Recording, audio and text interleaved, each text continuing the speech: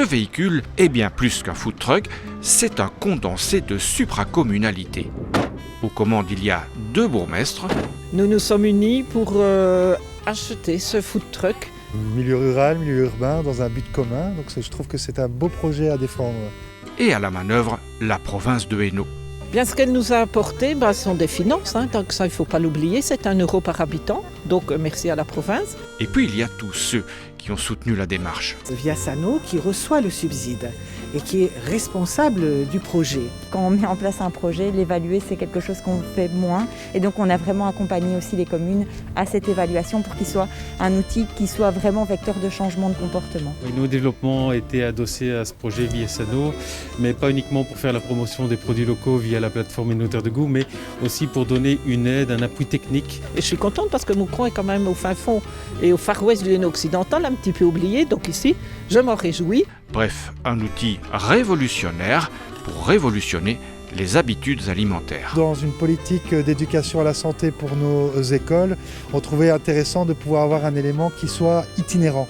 Et c'est ce que nous faisions déjà, mais avec une table, un auvent et voilà. Mais aujourd'hui, maintenant, nous serons tout à fait remarqués, tout à fait efficaces. D'habitude, on travaille dans des cuisines fermées, donc c'est la première fois qu'on travaille comme ça à l'air libre. C'est très gai, c'est très chouette à faire. C'est un projet qui va nous permettre de pouvoir aller au plus près du public en nous déplaçant au sein de leur milieu de vie, au sein des quartiers.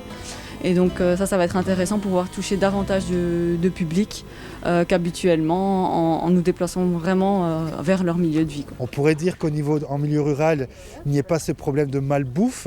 Et malheureusement, pourtant, c'est le cas. Et donc notre rôle est là aussi de pouvoir faire de l'éducation permanente dans ce cadre-là.